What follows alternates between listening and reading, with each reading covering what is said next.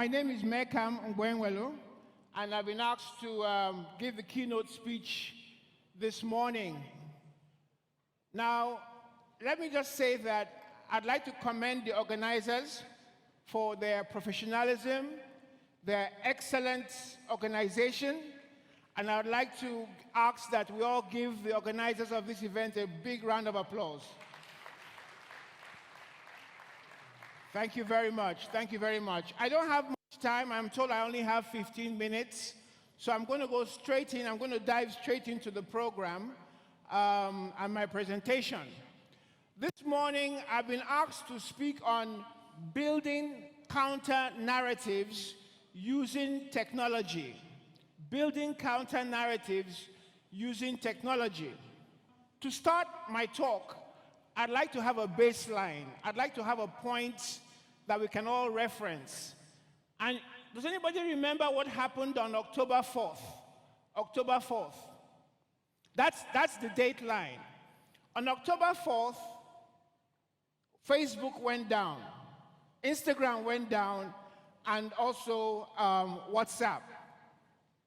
And that was the day when a famous individual, a whistleblower by the name of Frances Haugen, came out and revealed secrets about Facebook, her former organization, on the program CBS 60 Minutes.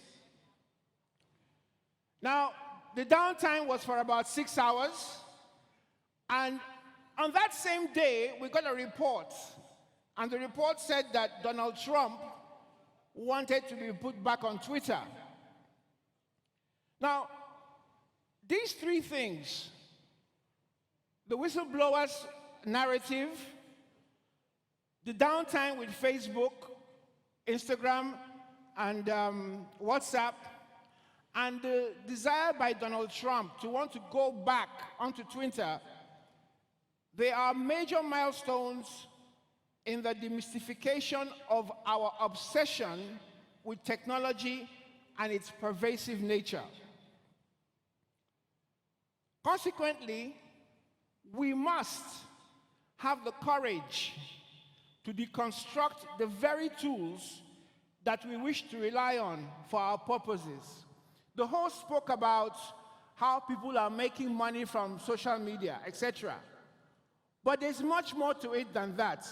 We will find that out as we progress.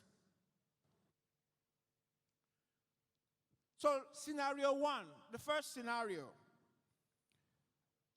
The Facebook whistleblower, in a well-publicized interview, highlighted how the algorithms used by Facebook were designed to sustain user engagement by doing what? By promoting negative news. Frances said that the content could be hateful, it could be divisive, it could make you angry, but all this is intended to keep you hooked, to keep you on the platform. The whistleblower goes on to say that on January 6th, 2021, the Capitol invasion was fueled by right-wing elements using these same algorithms. She also said that there were different rules for different people. For celebrities, for politicians, Facebook had a way of treating them differently. Not too long ago, we had a conversation about mental health on social media. And it was also pointed out that on Instagram, many teenagers face challenges with their own mental health. And this was as a result of research done by Facebook. So we move to scenario two. I've already alluded to the downtime by Facebook and Instagram for over 6 hours. But what does this tell us? This tells us that we are vulnerable to social media platforms. We are vulnerable to social media platforms. Does anybody here know what dopamine is? If you don't, just raise your hand. Dopamine. Dopamine, very good. So dopamine is a neurotransmitter that has the potential to make you feel good. And what social media platforms do is they increase your rate of dopamine.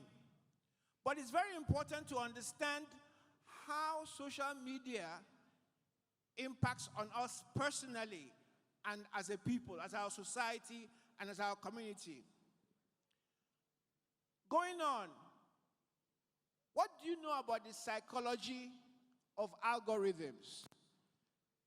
Anybody here heard about algorithms? Algorithms? What do you know about the psychology of algorithms? How transparent are these algorithms? These are very important considerations as we try to build a counter-narrative. So, from scenarios 1 and 2, what have we learned? Okay, first of all, do not rely on a single narrative on an issue. Do not rely on a single narrative on an issue. Chimamanda, famous writer, talks about the danger of a single narrative. Yesterday, the Attorney General said that somebody, Nnamdi Kanu, was responsible for the burglary in the Oba of Lagos's palace. Now that's bullshit. But that's his narrative. So don't rely on a single narrative. Develop fact-checking protocols. As a social media person, develop social media protocols. Again, I want to say this. Build social media resilience. SMR, build social media resilience. Okay, let's move on.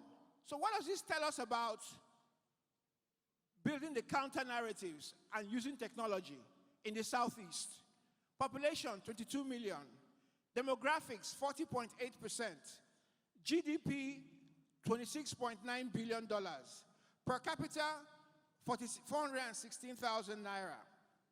The Southeast economy is driven by services, commerce and industry, agriculture, oil and gas. So what? The Southeast produces the best human capital in Africa, and we export human capital. The Southeast produces some of the most successful talents in Hollywood, in music. Recently, someone from the Southeast, White Money, won the BB Nigeria program. Can we give White Money a round of applause? The Southeast is underserved by infrastructure. We don't have good roads. We don't have good internet. The Southeast needs to sell itself to investors.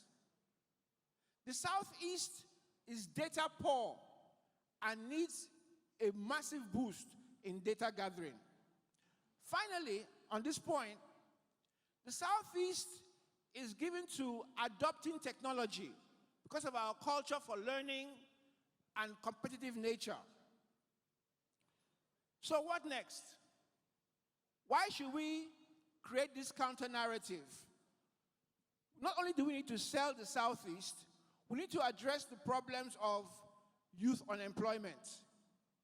The Southeast has a disproportionately high level of youth unemployment, where their jobs, they are poorly paid, they're exploitative, and offer little, if any, career prospects. The next point is perhaps the most important. The Southeast is one of the most poorly governed parts of Nigeria. When you look at the human capital, when you look at, for instance, the people who are here this morning, your qualifications, your skill sets, governance is failing in the Southeast. And you have to develop a narrative using social media to counter this. Now, there are a variety of technologies that are available, and I've got some of them on the slide. So how do you develop a counter-narrative? This is really the crux of the matter. How do you develop a counter-narrative? You have to build content. You have to send messages. You have to tell stories, develop images through poetry, music, and so on and so forth. You have to organize events like this and build ecosystems. That's how you develop the counter-narrative. Finally, when do you do that? When do you build the counter-narratives? We know the technology is there. You do that now. Now is when you do that. And on that note, I'd like to say a very big congratulations to the organizers of SMFest, Excel Aja and his team. This event is an epoch-making event. It's a game-changer moment. It's a defining moment. So on that note, I thank you all.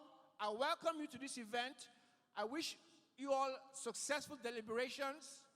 And I will once again ask you to give a round of applause to the organizers of this event. Thank you very much, ladies and gentlemen.